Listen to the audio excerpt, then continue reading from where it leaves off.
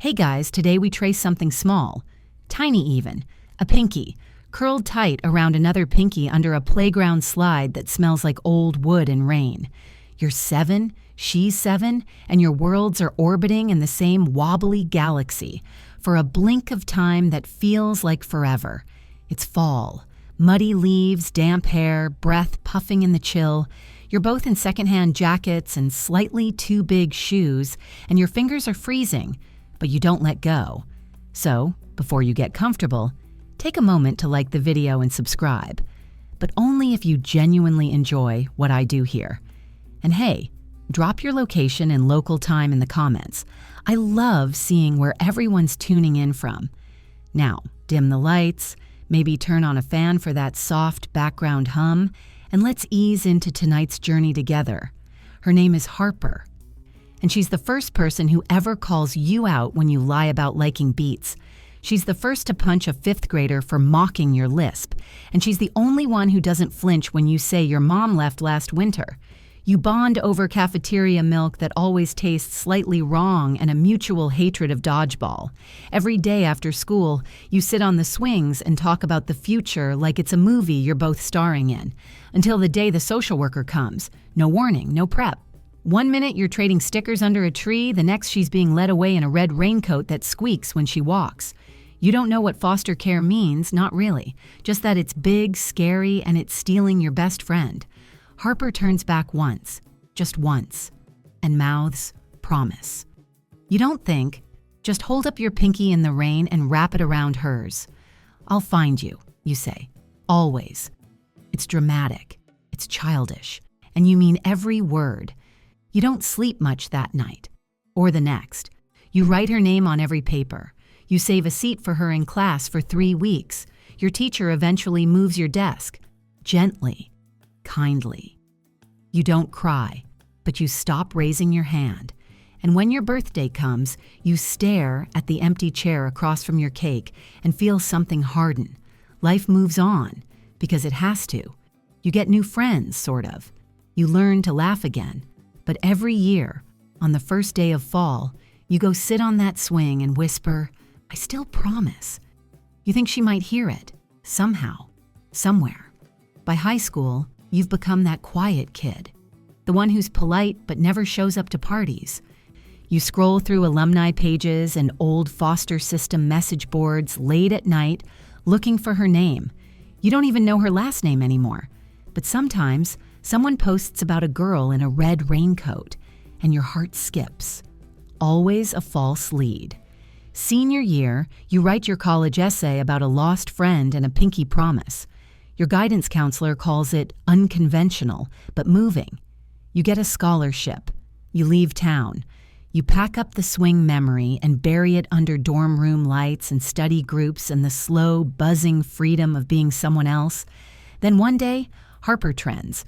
Not for something good. You see it on Twitter. A blurry video, a viral thread, a quote that makes your stomach drop. Nobody came for me. Not even the one who promised. Your heart splits in a dozen directions. One part of you is 19 and logical. One part is 7 and soaked in playground rain. You click every link, read every comment. People debate her story. Some are furious. Some accuse her of exaggeration. One parody account calls her Sad Red Riding Hood and makes memes of empty chairs. But one comment, says, "This hurts more than I expected, because I had a Harper once too." You reply. For the first time, you speak up. You say, "I think I was her person, and I think I failed." It explodes. You wake up the next morning to 800 replies, half a dozen interview requests, and a hashtag, the Pinky Promise Kid. Someone digs up your college essay and quotes it.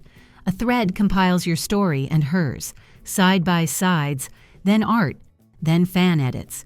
You're the sad, sincere face of loyalty lost. Harper's story becomes a TikTok trend. Kids pinky promising dramatic things in slow motion, with lo-fi beats behind them. The internet does what it does best. It romanticizes your pain, and Harper's. You're overwhelmed, obviously. You try to reach out through DMs, emails, even a clumsy video message. Nothing. She doesn't reply. But she doesn't block you either. A week later, you post a photo of 2 empty swings, side by side. No caption. It gets 2 million likes. You start checking your notifications like it's a job. Every buzz could be her. Every silence feels louder than the last. Your inbox is full of people who don't know you, but suddenly feel deeply invested in your story. They send advice. Some send hate. One guy sends a full-blown theory that you're a marketing stunt for a streaming series. You go viral. Again. This time, it's your face on a compilation of the saddest TikToks of 2026. Someone remixes your video message into a lo-fi beat and calls it Broken Promises, Feet, the Empty Swing. It hits the Spotify charts for, like, a day. Your roommate plays it in the kitchen on accident and you spill orange juice all over the counter.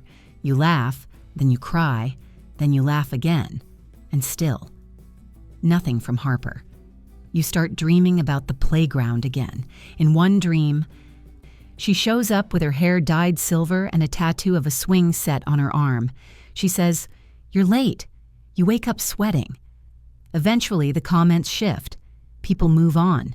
The next viral tragedy steps into the spotlight. You quietly shut down your account for a while, stop reading threads, stop checking tags. But the ache doesn't leave. That ache of a promise suspended in the air like a balloon that never popped. You don't even know if you broke it or if you were just 7, trying to make sense of goodbye. Authors still debate whether a promise made in childhood carries the same moral weight as an adult one. Is it a vow or just pretend? But you know what it felt like. Real. And somehow more honest than most of what passes for loyalty these days. You start volunteering at a community center, mostly to get out of your head, partly because they needed someone to set up folding chairs and your life's already one big metaphor. There's a kid there named Eli who follows you around like a shadow and tells you his cat is possessed by Elvis. He laughs with his whole face. You ask him once, "You ever make a pinky promise?" He says, "Yeah. I promised I'd never eat ketchup again. It betrayed me." Fair. The director of the center mentions a support thing for former foster kids. You pause, then ask, "Can I just sit in the back?" She nods. It's there, behind a circle of folding chairs, fluorescent lights buzzing softly, that you hear someone say Harper's name. Not to you, just in passing. A girl in a purple hoodie with sharp eyes and a low voice says, "Harper used to write poems in the margins of math tests. She could never finish a sandwich." Said bread was a lie. You turn slowly. The girl sees your expression and tilts her head. You knew her? You nod, then say it out loud, maybe for the first time without choking. "She was my best friend." The girl considers this, then says, "She talked about you once, called you the kid with the pinky, said you were the only one who meant it." You sit with that like it's a stone in your chest and a sunrise in your throat. You ask, "Do you know where she is now?" She shakes her head. No one does. She left the system 2 years ago, said she needed to disappear, but she kept a notebook, a red one. You ask if she still has it. She doesn't. But she remembers something.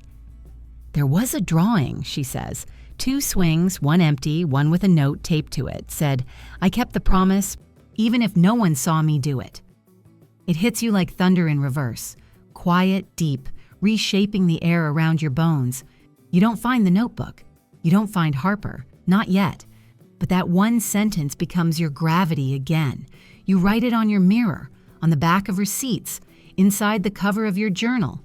You start speaking at local schools, quietly, humbly, about promises and what they mean when no one's watching. You show the photo of the swings. Most kids just nod politely, but one girl cries and whispers, "That looks like my story, too." One day, a teacher records your talk and uploads a clip. It's a soft moment. You telling a class of 12-year-olds, "Sometimes you don't keep the promise perfectly, but if you never forget it, maybe that counts for something." It gets reposted. Again. You're viral for a 3rd time. You wish it came with dental benefits. This time, though, it feels different. No edits, no lo-fi remixes, just quiet ripples. Notes in your inbox that say, "Thank you. I broke one too. I needed this." Then, weeks later, an envelope. No return address, just your name. Inside, one photo. It's a sketch, 2 swings, one empty, one with a note taped to it. In the corner, small, almost shy. "Still here, just needed to find the right time." No signature, but you don't need one.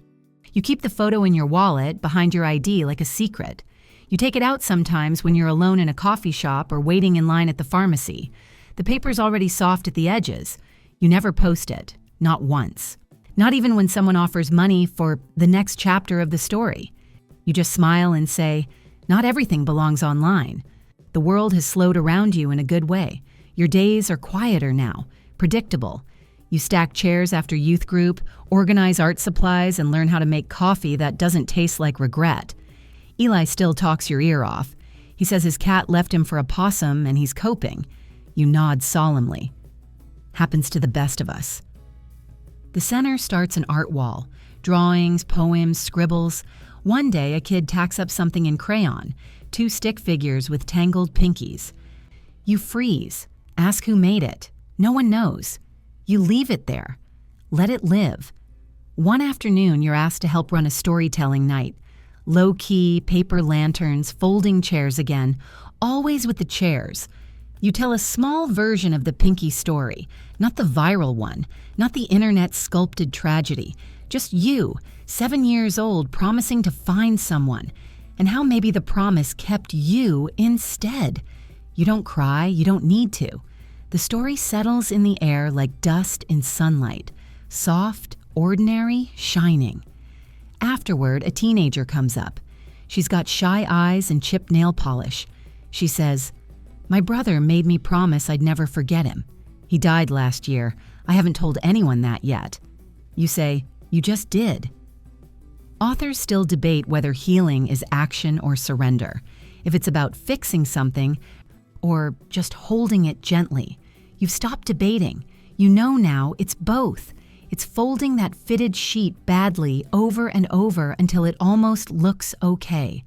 The viral videos fade, the art wall grows, one drawing after another, full of pinky promises and swings and empty chairs that don't feel so empty anymore. Then one morning you get an email. The subject line just says, "Hi." You open it. There's no body text, just an attachment. You click it. It's a photo. Harper, older now, hair longer, a little messier, standing by a mural. Your mural. 2 swings, 1 note. She's smiling. Not big, just enough. She's holding up her pinky to the camera. You laugh. It bubbles up and out, full and unstoppable. You reply with a photo of your hand, pinky raised, simple, childish, forever. There's no response. Not that day, not that week. But you know she saw it. Months pass. The coffee shop knows your order. Eli draws comics now. You start dating someone who asks about the photo in your wallet and doesn't flinch when you tell the story. They say, "That's sad." You say, "Not anymore." You keep speaking, keep showing up. Not because you're a hero, but because you finally understand what the promise was really about. Not finding Harper. Becoming the kind of person who could. And then one spring day, you're walking past the playground. The same one. The slide still smells like damp wood. The swings creak, and you see it. Someone sitting there. Red hoodie, head tilted back, smiling. You pause. Your heart does that thing, like a skipped beat that turns into a drum roll. You walk over, no words, just a pinky. Held out. You don't speak. You just lift your hand and keep your promise. So now, let's breathe. Let the moment stay with you. 2 people grown but still tethered by something tiny and indestructible. A single finger raised in silence. A promise that crossed miles, years, and all the noise in between. Picture it. The gentle sway of the swing, the breeze moving softly through leaves overhead, and 2 hearts recognizing each other not by name, but by memory. The playground isn't just a place anymore. It's a marker in time, a quiet witness to everything lost and everything found. The past hasn't vanished. It's woven into the now, worn gently, held loosely, loved fiercely. You can still see them, her in red, you in shadow, sitting side by side without needing to say anything. That's the kind of peace that doesn't demand attention, the kind that comes after the storms, when you finally get to be still. So as the lights dim around you, let that image stay a little longer. Let your breath soften, your shoulders ease. Let go of the ache that no one remembered, because someone did, and maybe someone always will. The promise wasn't broken, it was waiting. And so were you. So now you know that Pinky never lied.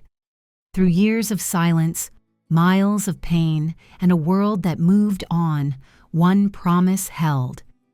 If this story stirred something in you, if it reminded you of someone you lost, someone you failed, or someone you're still waiting for, don't keep it to yourself. Hit that like button, share this video with someone who needs to hear it, and drop a comment below. Who was your Pinky promise? And hey, if these stories move you, follow this channel. Because somewhere out there, another empty chair is waiting to be filled.